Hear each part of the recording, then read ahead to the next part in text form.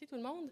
On a un bel après-midi devant nous, donc sans plus attendre, je vous présente Jessica Gay-Jolicoeur qui va nous donner une présentation sur l'alimentation des veaux et des bouvillons. C'est une présentation qui est offerte en fait par Solio Agriculture, donc Optibus.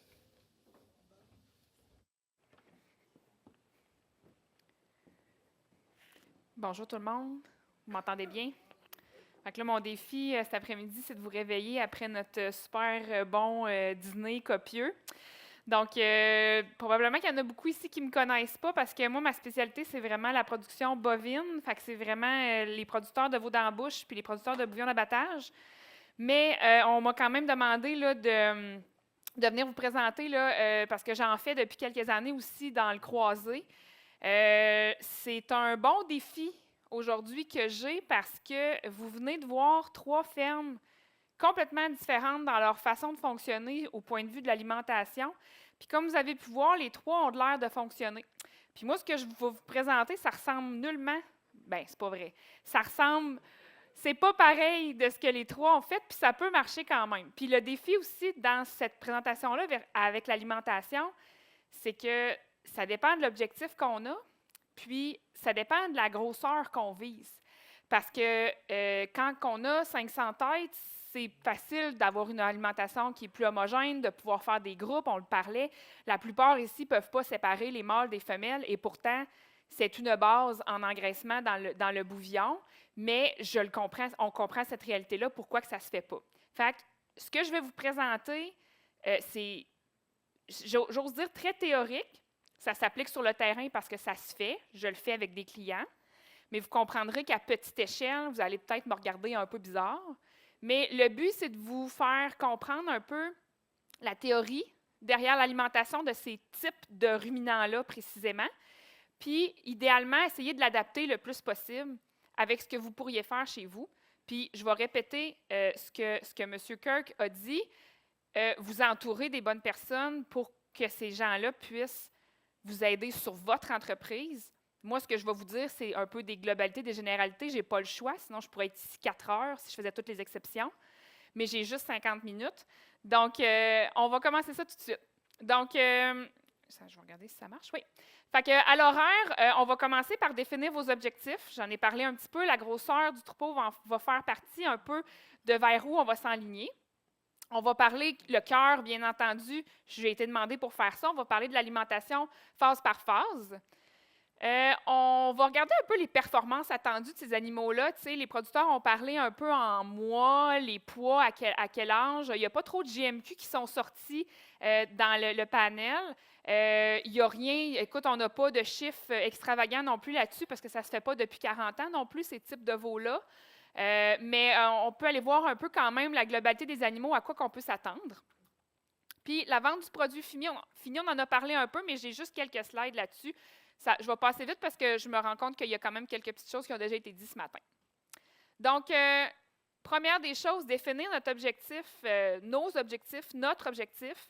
Ça va nous permettre de mieux élaborer notre modèle d'élevage aussi qu'on va vouloir avoir. Fait que, est-ce que mon objectif, c'est vraiment de participer activement à la production de viande au Québec? On le sait, depuis plusieurs années, le cheptel de bouillon d'abattage a diminué. C'est une belle opportunité dans le marché. La viande, on en manque, on en a besoin, les prix sont favorables. Donc, dans un but vraiment d'entrer dans le milieu de la production de la viande, bien, c'est sûr qu'on va viser probablement un cheptel de veau qui va être beaucoup plus important. On va parler à plus grande échelle. On va parler des installations qui vont devoir être adaptées pour ce type d'élevage-là, ce modèle-là. Puis, bien, on va comprendre aussi que dans une perspective d'objectif de production de viande à large spectre, bien, on va falloir maximiser nos performances pour être compétitif, parce qu'il y a quand même déjà un marché qui est installé, autant dans le bouillon d'abattage veau d'embouche qu'un marché qui commence à s'installer aussi dans le veau croisé. Donc, si on veut faire notre place dans le marché, avec cet objectif-là, il faut être conscient des performances, puis il faut miser là-dessus. Sinon, on pourrait avoir un objectif aussi de production de viande dans un plus petit marché, un marché de proximité. On a vu quelques exemples ici de gens, oui, qui venaient dans les abattoirs fédéraux, mais qui avaient quand même une portion de leur animal qui était vendu dans un marché plus de proximité. Ça peut arriver que dans un objectif comme ça, bien, effectivement, le nombre de veaux soit plus petit, soit plus restreint. Puis à ce moment-là, bien, peut-être que ce qui va se dire dans la présentation, vous allez le trouver peut-être un peu plus difficile à adapter, mais il y a quand même des choses qu'on peut aller chercher de ça. Puis là, bien, je dis que le niveau de performance puis le poids d'abattage peuvent être réduits. Puis j'ai vraiment souligné mon peuvent, parce que c'est pas parce qu'on fait un marché de proximité qu'on est obligé de se dire à la légère qu'on n'est pas obligé d'être aussi performant que ceux qui ont 3000, 2000, 1000 têtes. Mais effectivement, dans un marché de proximité, parfois, avec les prix de vente, on peut se permettre d'être peut-être un peu plus extensif, puis on va quand même être rentable. Mais ça ne veut pas dire qu'on n'est pas obligé de suivre les plus gros. Ça pourrait être, on en a parlé un petit peu tantôt, le panel en a parlé, bien, parce qu'on pense que c'est plus payant que de vendre un veau à 10 jours.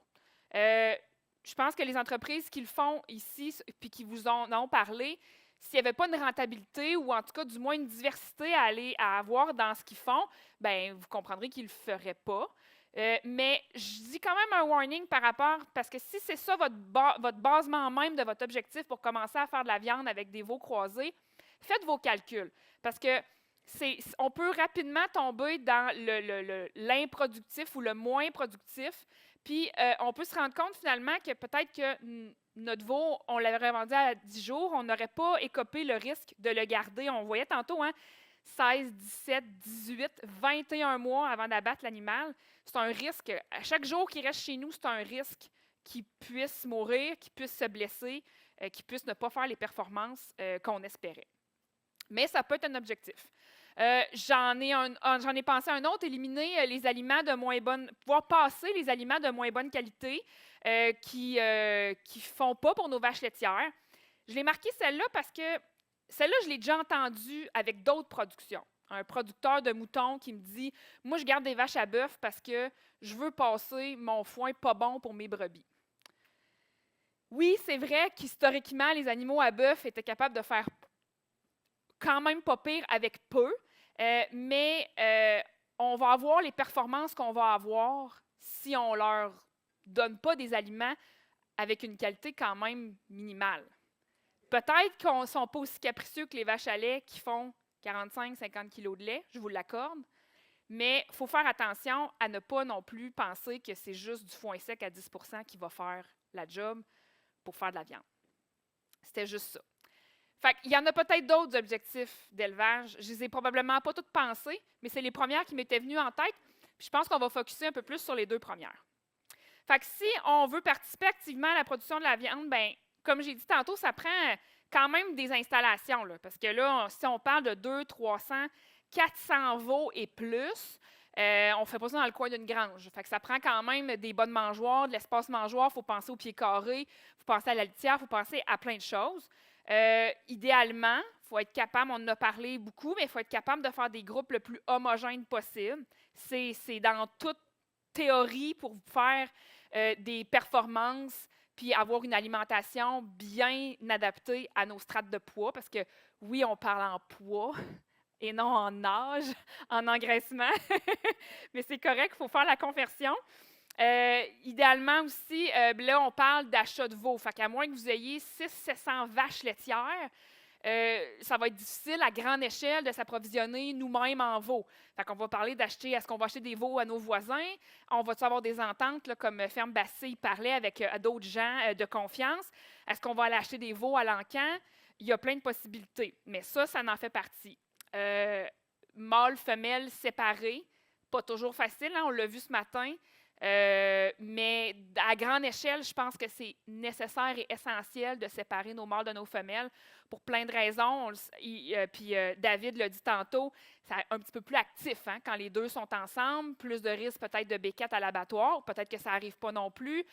Puis quand que tout ce beau monde-là est actif, puis que ça se grimpe, ben ça ne fait pas de gain, puis ça ne performe pas comme ça devrait. Fait que c'est sûr que si on veut être dans un marché vraiment plus intensif et de grande envergure, il faut penser séparer nos mâles de nos femelles.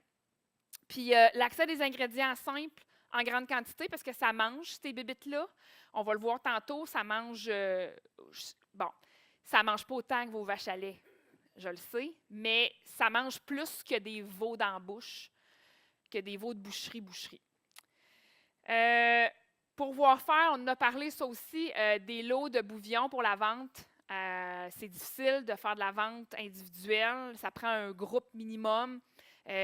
Même dans le meilleur des mondes, des vannes complètes, on l'a vu, les frais de transport, c'est cher si on ne rentabilise pas la vanne ou le camion au complet.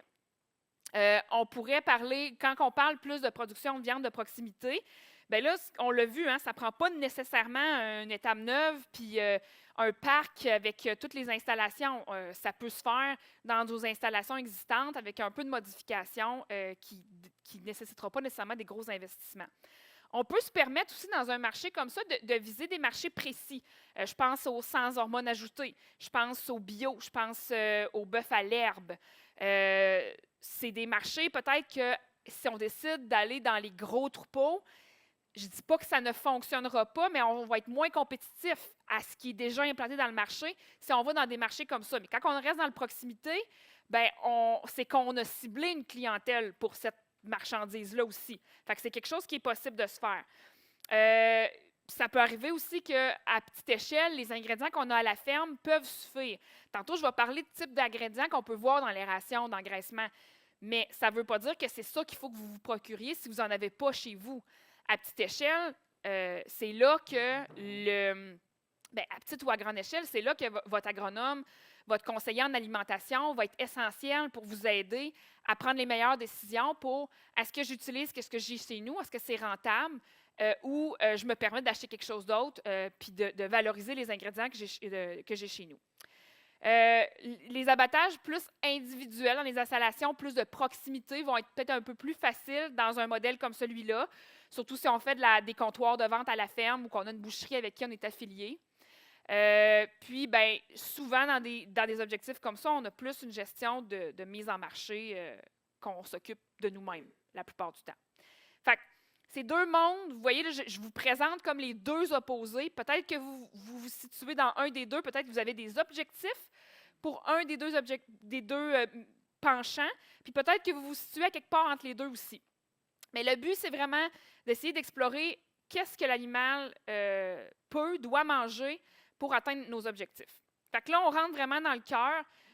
On va y aller. Moi, on parlait ce matin des groupes avec un gros écart de poids entre les plus petits et les plus gros. Donc, des mâles, des femelles ensemble. 2, 3 rations peut-être. Là, je vais vous choquer quand je vais vous montrer ça parce que moi, je vais marcher plus à un système de 4, 5, 6 rations. Ça ne veut pas dire que c'est absolument ça qu'il faut qu'il se fasse partout. Ça veut seulement dire que ça, avec les connaissances qu'on a sur ces types d'animaux-là, pour optimiser les performances, la théorie dit qu'un modèle comme ça pourrait être avantageux pour aller chercher un maximum de performance chez nos animaux. Fait qu'on a naissance-sevrage. Le bout que je pense, en tout cas, la naissance, le bout autour de la naissance, je pense que vous êtes tous un peu familiers avec ça. L'importance du colostrum, il y a quelqu'un qui l'a parlé dans le panel, à quel point c'est important. Bref, rappelle que, dans le fond, la première immunité d'un veau, quand il vient au monde, c'est le colostrum qui va recevoir. C'est l'immunité passive, il n'y a pas d'immunité active, il n'a pas commencé encore à faire ses propres anticorps. Fait que le colostrum va lui permettre de passer au travers les premières semaines de vie face à un milieu plus ou moins chargé en microbisme. Fait que la quantité de colostrum est très, très importante. Les standards ont augmenté avec le temps. Le but, ce n'est pas de m'attarder là-dessus, c'est juste que, comme si vous avez des veaux que vous gardez chez vous pour faire un engraissement, sa santé va dicter toutes les performances qu'il va avoir jusqu'à l'abattage. Donc, s'il est mal parti, ce veau-là, il va mal se continuer jusqu'à la fin. Donc, le colostrum est très important, même si vous le vendez à 10 jours, mais il devient une coche de plus parce que le veau, vous le gardez chez vous puis vous voulez que ça aille bien. Fait un peu ce qu'on parlait par rapport aux BRICS, à moins de 18, là, on ne l'utilise pas, du moins pas pour le premier repas. On peut faire, comme M. Kirk disait, on peut ajouter de la poudre de lait pour augmenter la qualité de notre colostrum. Puis sinon, ben, on peut y aller avec un 22 23 et plus. On peut y aller avec le colostrum directement. Fait que, quand on regarde un peu l'alimentation lactée de nos veaux, ben, il y a comme eu une évolution dans le temps depuis plusieurs années. T'sais, comme dans n'importe quoi, on s'améliore. Fait que, on était peut-être il y a plusieurs années dans plus des régimes de survie. Puis plus on évolue, plus on en connaît. Puis c'est probablement des programmes d'alimentation lactée que vous connaissez sur vos fermes que vous faites. Donc, c'est un peu pour vous montrer l'évolution, puis un peu pour vous donner un peu une idée de, après ça, par rapport à nos animaux, qu'on veut en faire des animaux de boucherie, c'est où qu'on devrait se situer dans cette espèce de courbe-là? Hein, pourquoi ça fait ça? Excusez. OK. Ensuite, ben, là, ça, c'est des modèles. C'est juste pour vous montrer un peu, c'est probablement des choses que vous connaissez. Un plan d'alimentation lactée qui est à la louve. Donc, vous avez vraiment les périodes, la quantité de lait que les animaux, les veaux vont boire en fonction de la période, la concentration, puis la programmation de la louve qui se fait là, dans le fond, à votre droite complètement. Fait que, tu sais, ça, c'est des modèles. Ça pourrait être un modèle alimenté là, en 2 repas par jour. Fait que, tu sais, on voit que le sevrage est environ 56-60 jours d'âge. Puis, si on va plutôt dans un autre modèle, qu'est-ce qui se fait ailleurs? Qu'est-ce qui se fait, tu sais, si on va dans le veau de grain, veau de lait, je pense que c'est habituellement sevré un peu plus tôt que dans vos entreprises laitières. Est-ce que c'est mieux? Est-ce que c'est ça qu'on devrait faire? T'sais, le but n'étant pas de vous dire aujourd'hui, il faut sevrer à tel âge, puis il n'y a pas de formule magique. Là, ça ne fait pas 40 ans là, qu'on fait des animaux comme ça.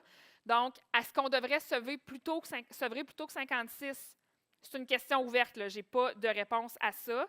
Là, on parle du code de pratique laitier aussi. Si vous êtes une entreprise laitière, le code de pratique laitier dit que le sevrage se fait à 56 jours et plus. Fait que, est-ce que, vu que c'est un veau qui est destiné au veau de boucherie, est-ce qu'on rentre encore dans cette réglementation-là? Encore une fois, c'est une question ouverte.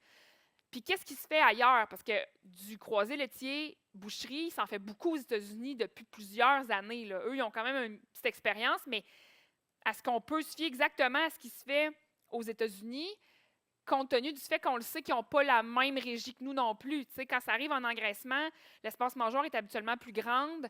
C'est pas géré de la même façon que nous, parce que ça ressemblerait à ce qui se fait aux États-Unis. Puis des fois, ils sont sevrés même plus tôt que 42 jours. Fait que là, quand je vous parlais de ma flèche de tantôt, on revient sur nos régimes de survie là, il y a plusieurs années, comment on fonctionnait dans nos étables laitières. Fait que, ce bout-là, honnêtement, ben de un, c'est pas mon domaine d'expertise tant que ça, l'alimentation des veaux au lait. Mais ça, c'est une place avec énormément d'essais-erreurs, puis avec énormément de... On a encore à apprendre beaucoup dans cette phase-là. La prochaine phase, les prochaines phases, ceux-là, on les maîtrise un peu plus pour la simple et unique raison qu'on a un exemple dans les veaux de boucherie, qu'on fait ça depuis la nuit des temps, puis qu'on a de la donnée. OK, c'est pas tout à fait le même ruminant, mais on est quand même capable de faire des petites corrélations entre les deux. Donc, dans notre naissance sevrage, ce qu'il ne faut surtout pas oublier, c'est l'aliment solide. Parce que, dans le fond, le veau va être sevré, oui. Puis après ça, ben, il va manger probablement une RTM. Puis avant ça, ben, il va manger, bien entendu, un aliment solide. Avec une moulée complète, le taux de protéines est quand même assez important. C'est des veaux qui sont très, très jeunes, qui ne mangent pas une grosse quantité de bouffe. On pourrait considérer une moulée complète, là, je ne l'ai pas marqué, ça pourrait être un supplément avec un grain aussi. Ça pourrait être, ça c'est un exemple de quelque chose qu'on peut offrir là, avec une fibre incluse tout en un. Puis ça, tu sais, jusque-là, ça ressemble beaucoup comme à un élevage plus veau de grain, veau de lait. La seule différence que vous êtes capable de faire sur vos entreprises versus une entreprise de veau de grain ou de veau de lait, c'est l'accessibilité au fourrage.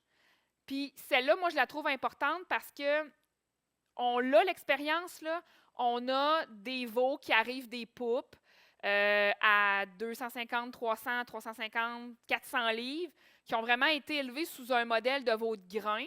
Puis quand on les rentre dans nos parcs, là, de la fibre, ils n'ont pas connu ça bien dans leur vie. Là. Ils ont connu de la paille chopée en bague, mais ils n'ont jamais connu d'aliments fermentés. Donc, le programme alimentaire est complètement différent avec ces types de veaux-là. Mais là, vous, en ayant des veaux que vous prenez jeunes, vos veaux à vous, ou des veaux que vous achetez jeunes du voisin, par exemple, bien, vous avez l'opportunité, avec les ingrédients et les installations que vous avez, bien, de déjà leur offrir un aliment fourragé. Fermenté, on va faire attention là, les premières semaines. Là, on va essayer de ne pas trop leur perturber le rumen. Mais vous pouvez déjà commencer à introduire une firme qui va connaître plus tard. Donc, la transition va se faire beaucoup plus facilement. Fait que le but, c'est d'offrir un foin de bonne qualité, idéalement, avec une digestibilité quand même bonne, importante d'avoir des analyses, bien entendu. Puis, comme je disais, ça va faciliter la transition vers une alimentation d'engraissement. Fait que là, avec tout ça, là, le plan alimentaire, là, naissance, sevrage, qu'est-ce qu'on fait? C'est quoi qu'on utilise? Du lait cru, on a vu tantôt, il y a des lactoremplaçants qui existent. Bon, en alimentation solide, là, elle m'a nommé plein d'affaires. C'est quoi que j'utilise là-dedans? Puis mes balles de foin sec, OK? C'est quoi la qualité? C'est quoi qu'elle veut? J'ai-tu assez de veau pour faire une petite RTM sec? T'sais, au lieu de leur donner du foin sec puis de la mouler à part, je suis capable de faire une petite RTM sec. C'est quoi que je fais? Elle me parle de plein d'affaires, mais elle ne me donne pas de solution. Bien, ça va dépendre du nombre de veaux que vous avez. C'est pour ça que c'est un mandat super difficile parce que si j'ai 20 veaux puis si je n'ai 500, moi, je vais arriver chez vous puis le plan va être complètement différent. Si vous avez 20 veaux, commencez pas à vous acheter un lacto-remplaceur spécifique pour ça. Puis non, on prend ce qu'il y a chez vous, on s'organise puis on fait un plan avec. Si vous avez 500 veaux qui rentrent demain matin, bien là, peut-être qu'on va penser à quelque chose de plus précis puis de plus adapté pour en faire de la viande parce que vous avez le volume qui le justifie. Fait que c'est pour ça que ça, c'est la réponse la plus facile et la plus fun pour un agronome. Ça dépend. On l'apprend à l'université, hein, dire ça. Ça dépend. Fait que pour ce côté-là, honnêtement, il y a plein de possibilités puis c'est pour ça qu'il faut s'entourer des bonnes personnes. C'est pour ça qu'il faut vraiment y aller selon nos objectifs puis selon qu'est-ce qu'on possède chez nous. Quand on a fini, quand le veau est sevré, je l'ai appelé transition. On rentre dans une période de transition. On est dans une alimentation qui vient de finir, l'alimentation lactée qui vient de finir, beaucoup de concentré, peu de fourrage, mais on ne peut pas tenir ça pendant des mois, une alimentation comme ça. On veut abattre l'animal à 1500-1600 livres. Il faut qu'on le rende ruminant, là, un vrai ruminant. Là. Fait que la transition va un peu nous servir à ça. Puis l'idée de la transition, c'est de maintenir pendant quand même quelques semaines la même alimentation solide. Là, quand je parle d'alimentation solide, c'est cette fameuse moulée complète ou bien notre supplément avec notre grain. C'est de la maintenir pendant quelques semaines après le sevrage. Question de juste diminuer le plus possible le stress du sevrage du veau. Donc, on laisse passer le stress du sevrage avant de faire quelconque changement. Donc, le veau est sevré. La seule chose qui change dans sa vie, c'est qu'il n'y a plus de lait. C'est déjà assez stressant, je pense, ça, pour un petit veau. Donc, on garde la même alimentation, on n'y touche pas. Puis là, j'ai marqué quelques semaines. Pourquoi je ne suis pas plus précise que ça? Bien, ça va dépendre. S'il tombe malade, bien là, on va attendre qu'il passe un peu sa mauvaise phase. S'il y a une petite diarrhée, s'il y a une petite pneumonie. Puis si tout va bien, bien, on peut transiger plus rapidement. Fait que ça aussi, ça dépend. Ça dépend de ce qui se passe dans l'environnement. Ça dépend comment le veau réagit à son sevrage. Puis, on fait un changement à la fois. Puis, quand que la vraie transition commence, bien là, l'objectif principal de cette transition-là, bien, c'est d'introduire graduellement des aliments fermentés. Parce que là, vous avez un veau qui a connu que du lait, de la moulée sèche, ou en tout cas un grain, puis possiblement un foin sec ou demi-sec, là, mais on ne voulait pas trop le chambouler en étant jeune, fait qu'on ne donnait pas trop de fermenté. Fait que c'est dans cette période-là qu'on va commencer à y faire goûter, puis qu'on va commencer à introduire tout ce qui est ensilage de maïs, ensilage d'herbe, puis aussi ben, d'autres aliments. T'sais, on parlait tout à l'heure qu'il y en avait un qui avait des drèches, des sous-produits. Bien, si on a ça d'accessible aussi, c'est le temps pendant la transition d'introduire tranquillement, pas vite, ces aliments-là que l'animal va avoir en plus grosse proportion en vieillissant. Fait que moi, la transition, je l'ai faite en 2 phases. C'est là que mon paquet de rations commence, là, puis que ceux qui ont genre 25 veaux vont dire « Qu'est-ce qu'elle dit? Qu'est-ce que je peux faire avec ça? » Là, je vous le dis, ça, c'est le monde idéal. Après ça, on s'adapte. Donc, ma phase 1, on parle en poids. Donc, là, on a passé le sevrage. La première transition où ils n'ont plus de lait, mais on le garde à l'alimentation connue. On va s'estimer 275, 300 livres, grosso modo, si tout a bien été, s'il n'y a personne qui a été malade, s'il n'y a pas eu de diarrhée, on met nos lunettes roses, là, puis on voit des arcs-en-ciel, tout va bien. Bien, là, on commence à introduire une petite quantité d'ensilage de maïs. Ensilage de maïs / ensilage d'herbe, j'ai enlevé la lourdeur du texte un peu. Puis, on essaye de maximiser ça à 10 de la CVMS. Ce n'est pas des grosses quantités, là, parce qu'à ce poids-là, ça ne mange pas des grosses quantités de matière sèche. Mais on ne veut pas commencer trop raide. L'ensilage de maïs, là, des fois, quand ça a bien fermenté, là, ça a 10 d'acide là-dedans. Là. Fait qu'on fait attention, là, on ne veut pas perturber non plus notre animal. On conserve notre aliment solide connu. Notre fameux aliment solide qu'on donnait en naissance sevrage, on essaye de le conserver pour faire une bonne transition. Parce que le veau, c'est une odeur, c'est une texture, c'est une senteur, c'est un goût qu'il connaît. Fait que s'il retrouve ça dans son alimentation de transition, ça va faciliter sa transition. Ça va lui donner le goût d'aller en mangeoire puis de manger. Donc, notre fameux supplément, notre fameux moulée complète, ma recommandation, c'est de la garder pendant la période de transition. Puis si on a d'autres ingrédients à introduire, des drèches, des lactos, du gluten, des tourteaux, name it, là, alouettes, là, on peut aussi commencer à les introduire avec un maximum de 10 de la CVMS. Puis ça, 35 à 40 jours. On se donne du temps. Ça peut paraître long, mais on se donne du temps parce que c'est cette phase-là qui va préparer notre veau pour tout le reste. Puis si ça va bien, tout le reste devrait bien aller. Phase 2. On est rendu un petit peu plus pesant. Ça fait un mois et demi qu'on est sur la phase 1. Fait que là, on a pris du poids. On s'est habitué à l'acide dans les aliments fermentés. On s'est habitué à l'odeur, à la senteur. Fait que là, on commence à augmenter les aliments fermentés. On peut aller jusqu'à 25 25, 30 sans problème. Puis, on garde une petite proportion de l'aliment connu. 10, 15 de la CVMS. Puis, même chose pour les autres ingrédients. On introduit ça en plus grande proportion. Puis, on y va pour à peu près un mois. Tu sais, prenez pas pour ça du cash, là, si vous faites ça 35 jours, puis 25, il n'y a personne qui va mourir. Mais c'est un barème. Puis, on n'oublie toujours pas notre foin sec. Il faut toujours le garder. C'est notre fibre efficace. C'est ça que l'animal va consommer jusqu'à la fin de ses jours. Bon, on pourra le switcher à la paille peut-être là, en finition, mais notre foin sec, puis surtout la longueur de fibre.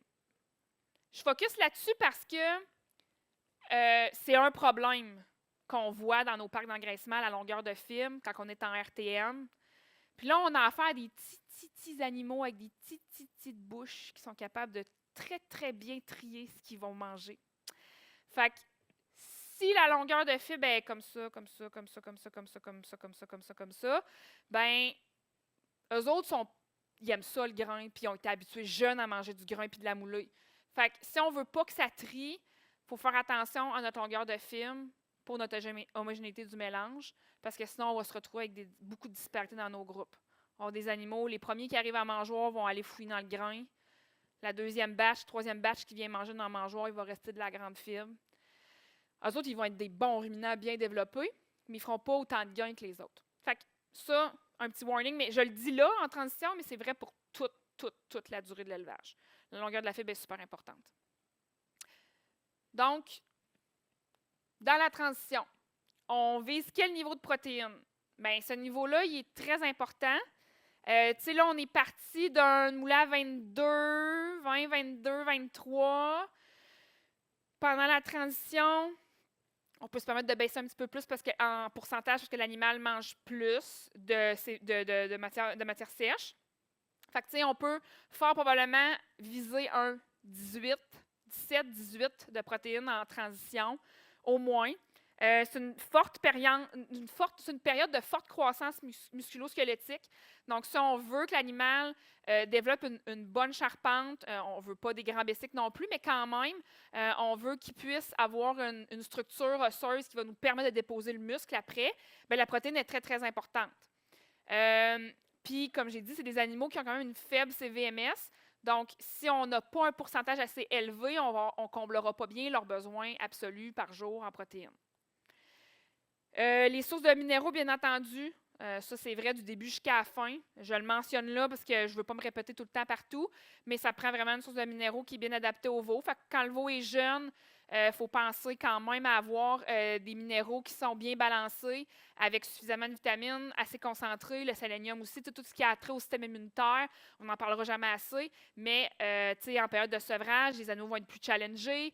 En période de changement d'alimentation comme ça, les animaux sont plus challengés aussi. Fait que c'est important de leur donner tout ce qu'il faut pour qu'ils puissent maintenir un système immunitaire en santé.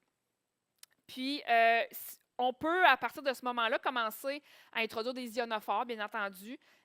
Tout ce qui est, on les connaît, les fameux Bovatec et Rumensin de ce monde. Donc, on va aller gagner avec une efficacité alimentaire. Bien entendu, tantôt, je parlais de marché plus de proximité. Si vous êtes sans hormones ajoutées, c'est clair que ça, c'est pas pour vous, là. Mais sinon, en général, c'est quand même quelque chose qui est utilisé à grande échelle au Québec, les fameux ionophores, pour aller nous aider sur l'efficacité alimentaire. Puis, en gros, cette phase-là, si je veux la résumer en une phrase, c'est qu'on prépare le rumen à une alimentation qui va être plus fourragère. Parce que en engraissement, oui, la finition, là, ça ressemble plus grand-chose de très fourragé, mais entre les deux, si on ne veut pas trop brûler notre animal, il faut quand même qu'il y ait un certain pourcentage de fourrage dans son alimentation. Puis là, on part d'un modèle qui est très concentré. On le ramène vers un modèle un peu plus fourragé pour finir sa vie sur un modèle plus concentré.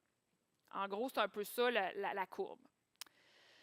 Fait qu'une fois que cette transition-là est bien faite, que tous nos animaux vont bien, puis là, les durées que j'ai marquées aussi, ça va être variable en fonction de la réaction des animaux. Si vous avez des animaux qui tombent malades, un microbe rentre dans la bâtisse, c'est pas le temps d'échanger d'alimentation.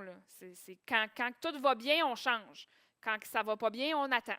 Fait en croissance, quand tout va bien, quand on est rendu là, on a un objectif, on a un poids de début estimé d'à peu près 475 livres, 500-ish.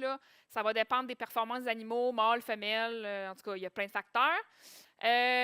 On va viser un niveau de protéines d'à peu près 14-14,5.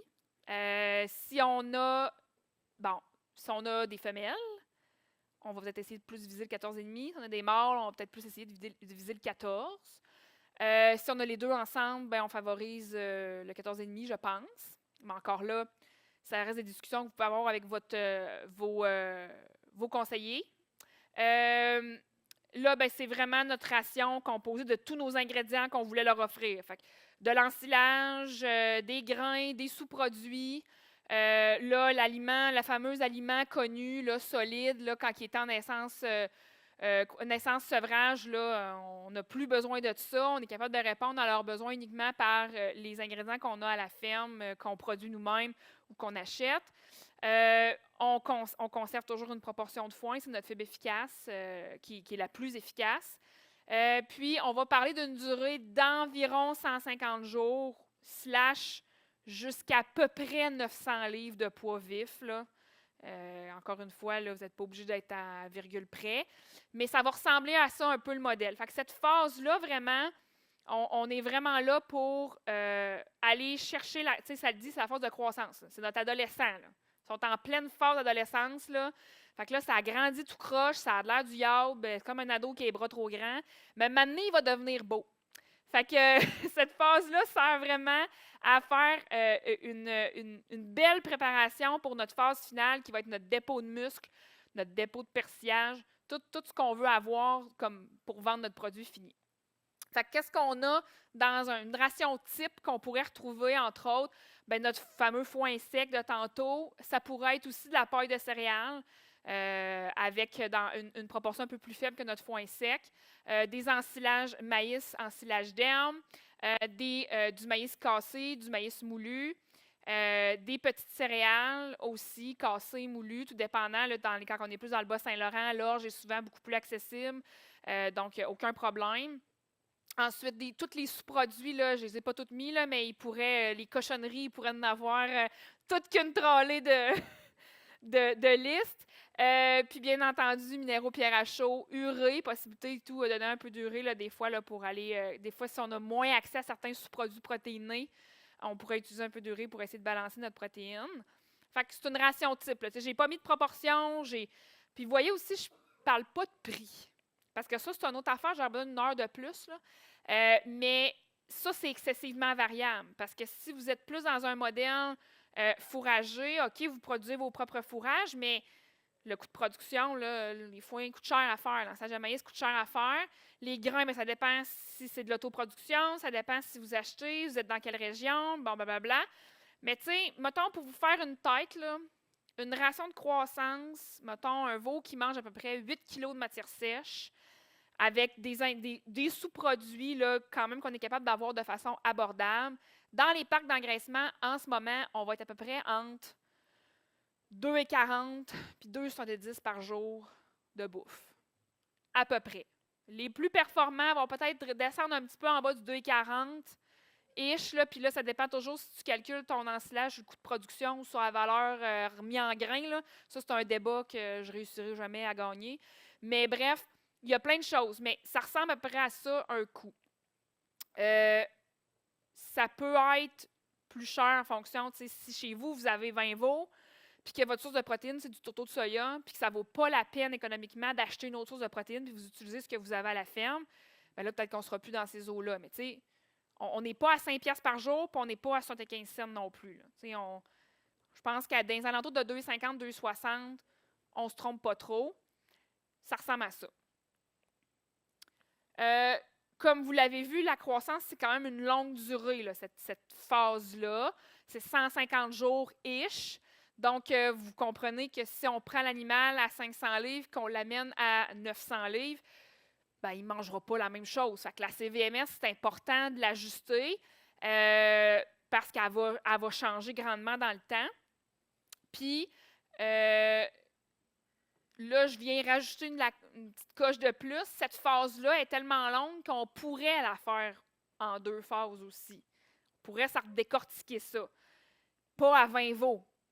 À 5, 6, 7, 800 peut-être. Pas à 20 veaux. Mais c'est une possibilité. Dans les gros parcs, on le fait des fois. Puis, une ration type de croissance contient à peu près 50 % de concentré dans le modèle le plus conventionnel.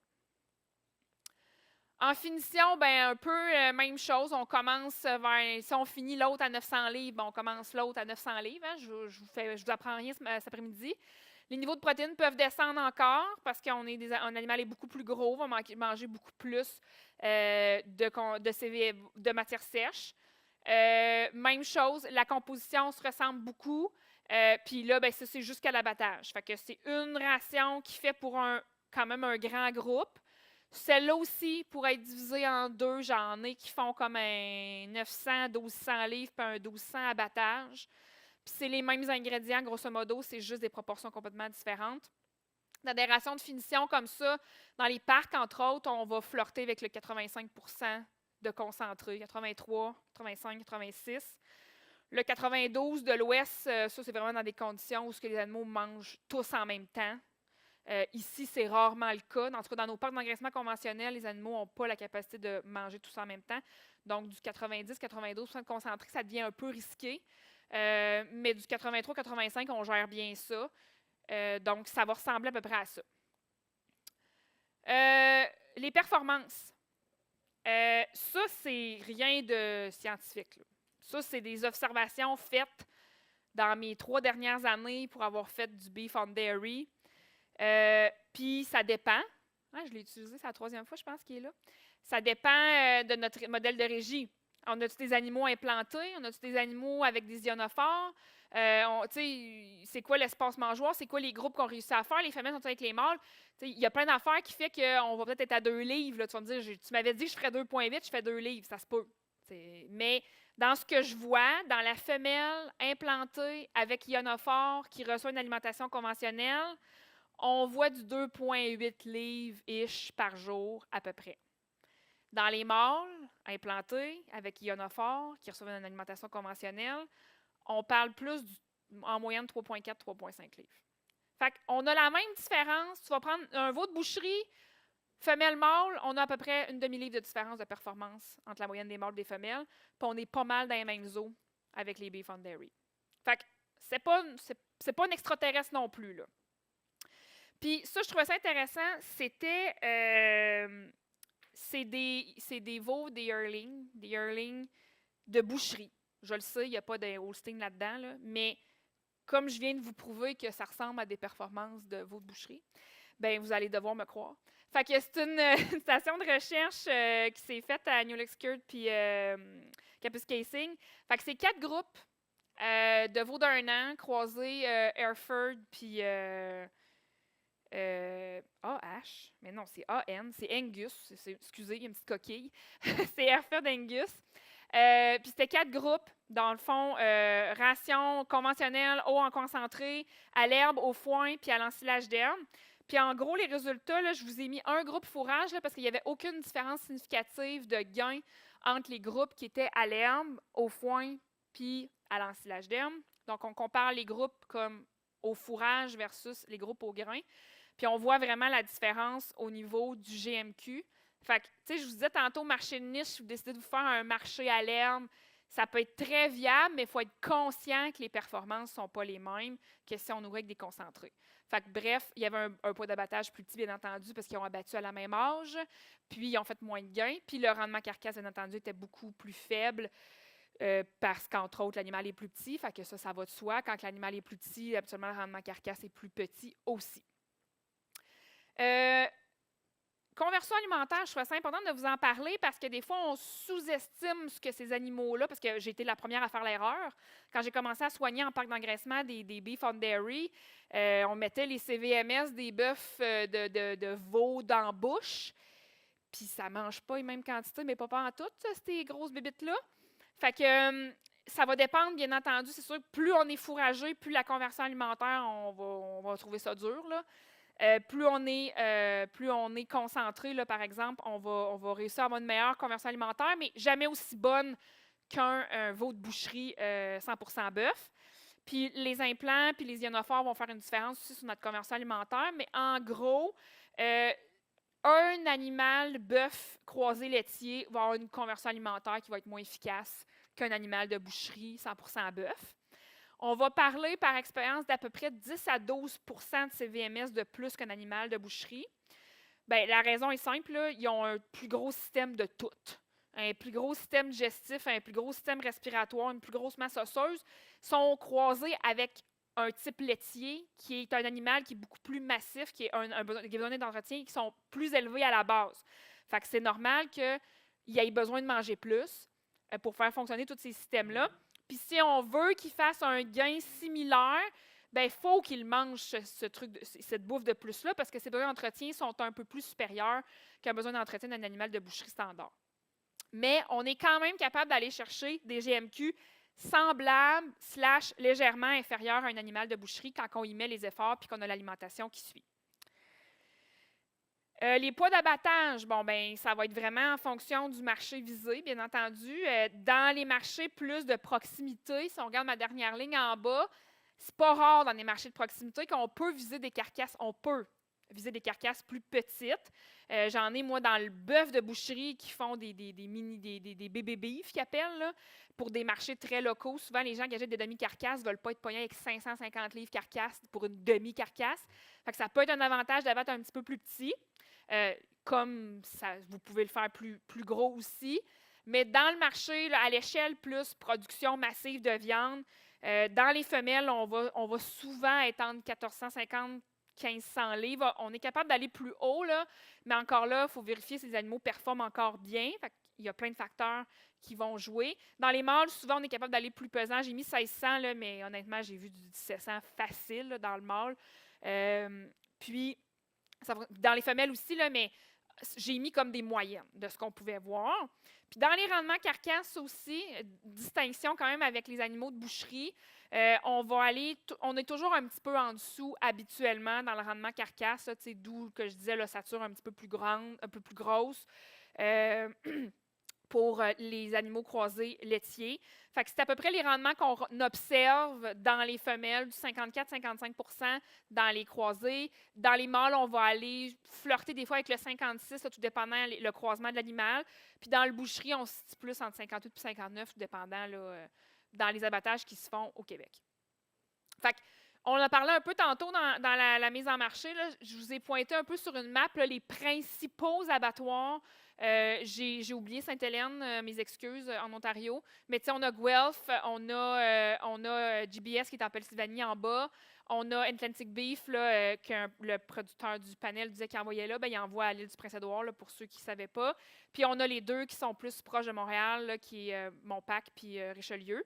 Donc, c'est en gros, c'était un peu pour vous montrer où les bouvions étaient abattus ici au Québec, là, que ce soit visuel. Puis, ça, on a parlé là, tantôt, les éleveurs, j'étais contente que les éleveurs disent ça, tu sais, hey, ça persille, nos animaux, ils persillent, ils donnent vraiment beaucoup de AAA, de prime. Bien, ça, c'est des élevages qui ont été des élevages réels, là, qui ont été abattus au Québec, des Beef on Dairy, fait que des Angus Holstein. Puis, tu sais, on voit les moyennes, là, tu sais, on parlait qu'au Québec, là, on flirtait avec le 60-62 de AAA là, dans la moyenne québécoise. Bien, tu sais, on a du 88, 92, soit, OK, on a du 72, mais quand même, on a 82, 87. Fait qu'on a quand même, effectivement, c'est pas juste à eux autres que ça arrive, là. Les animaux Holstein Angus persillent plus facilement que les bœufs. Mais, tu sais, il y a des raisons quand même. Tout est dans tout, comme on dit, là. C'est pas parce que, nécessairement, c'est du Holstein que ça persille bien, tu sais. Ça fait partie des éléments de réponse, oui, mais l'élevage de veaux croisés laitiers, ben, ils répondent à plusieurs critères théoriques évoqués par la recherche pour améliorer le persillage de la carcasse. Il y a des choses qui peuvent se faire dans le bœuf conventionnel pour améliorer le persillage. Puis dans l'élevage de veaux de lait, veaux de grain, veaux croisés, ben, vous le faites comme déjà. Fait que je pense que c'est une partie de la réponse. Parce qu'il y a une autre présentation que je fais demain où l'alimentation, en fait, pré-vêlage, la fameuse programmation fétale, peut avoir un impact sur le persillage des animaux. Donc, l'alimentation de la vache avant qu'elle vêle, on peut avoir un impact. Puis, dans les vaches laitières, bien, habituellement, vos alimentations de pré-vêlage sont mieux balancées ou du moins sont plus suivies que dans les vaches de boucherie. Ça pourrait être une chose qui explique qu'on a des animaux plus persillés dans les croisements de veaux de boucherie qui viennent des vaches laitières. L'âge de castration aussi. Il y a plein d'études qui prouvent qu'une castration tardive peut nuire au persillage, alors que dans les veaux, on l'a vu, là, ils l'ont tous parlé, 3 semaines, 1 mois, le plus tard, c'était 2 mois. Mais dans le veau de boucherie, c'est pas rare qu'on envoie à l'encamp spécialisé qui ont 7 mois puis qui ont encore... qui ne sont pas castrés. Fait que ça pourrait être un argument aussi. Le sevrage est plus précoce aussi. Il y a plein d'autres études qui prouvent que un sevrage hâtif va améliorer les qualités carcasses de l'animal. Puis on le voit, là, on l'a vu, 56-60 jours, les animaux sont sevrés. Dans le veau de boucherie, c'est plus du 6, c'est plus 200, 240, 250 jours. Ça ne veut pas dire que dans les veaux de boucherie, il faut que demain matin, tous les gars seuvent les voies 2 mois. C'est pas ça que je suis en train de dire. Mais ça peut faire partie du fait que pourquoi que les Holstein Angus performent plus en persillage que les veaux de boucherie, parce qu'ils sont sevrés. C'est un sevrage précoce qui est fait. L'alimentation qui est très élevée en concentré en très jeune âge. Dans la présentation que je vais faire demain, j'en parle aussi qu'il existe une marbling window. Il existe une période où c'est payant pour le persillage en bas âge d'alimenter avec des concentrés. Fait que dans nos élevages de vaches de boucherie, on en a des éleveurs qui donnent une alimentation à la dérobée à leurs jeunes veaux pendant qu'ils sont sous la mer. Mais ce n'est pas tout le monde qui offre ça. Tandis que dans les élevages laitiers, dans les élevages de veaux de lait, veaux de grain, ou de veaux qui vont être des veaux de laitiers croisés boucherie qui vont aller à l'engraissement, bien, ils sont sevrés de bonne heure. Fait que des concentrés, ils en mangent de bonne heure. Fait qu'ils en mangent en plein dans la période de marbling window où c'est propice au dépôt de persillage. Fait que c'est un autre élément qui nous fait croire pourquoi que les Holstein Angus persillent mieux. Puis l'alimentation de ces veaux-là en parc d'engraissement. Fait que, ce que je vous ai montré, ben, c'était vraiment des veaux croisés Holstein Angus dans des parcs d'engraissement, des gros parcs d'engraissement. Puis eux, ben, ils ont des alimentations là, à 80-85 % de concentré en finition. Fait que ça aide aussi à remplir les cellules de persillage en fin d'élevage, qui fait que les animaux vont être plus persillés sur le crochet. Fait que bref, pour finir de tout ça, je vous ai peut-être pas donné de réponse précise. Demain matin, si vous décidez d'engraisser des animaux de Holstein Angus, je vous ai peut-être plus mêlé que d'autres choses. Non, je ne penserais pas. Mais bref, l'objectif, c'est vraiment d'être capable de cibler ce qu'on veut faire, sur quel marché qu'on veut s'enligner. Puis c'est ça qui va nous dire un peu, qui va nous dicter notre plan alimentaire, parce qu'il n'y en a pas de recette universelle. Il n'y en a pas de modèle unique. Il n'y en a même pas dans le bovin de boucherie. On semble s'en aller vers quelque chose d'uniforme peut-être, mais dans ce modèle-là, on n'a pas encore de modèle unique qu'on dit que tu fais ça, puis ça marche, puis c'est sûr que ça va marcher. Fait que je répète encore ce qui s'est dit beaucoup ce matin, et ça, j'étais contente que ça se dise, puis s'entourer des bonnes personnes. La personne qui va faire votre plan alimentaire, votre vétérinaire, votre personne du SIAC qui va vous conseiller sur les bonnes semences à utiliser. C'est ça que c'est tout un paquet d'affaires qui va faire que vous allez réussir. Puis, c'est des ruminants, mais, 3 petits points, ils ne sont pas partis comme des veaux de boucherie. Le modèle est quand même différent.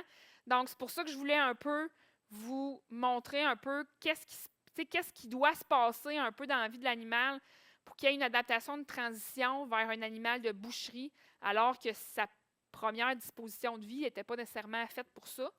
Mais ce n'est pas impossible, il s'en fait sur le marché, la qualité est bonne, vous en avez des éleveurs qui vous l'ont témoigné, que la viande est belle, que le goût est apprécié.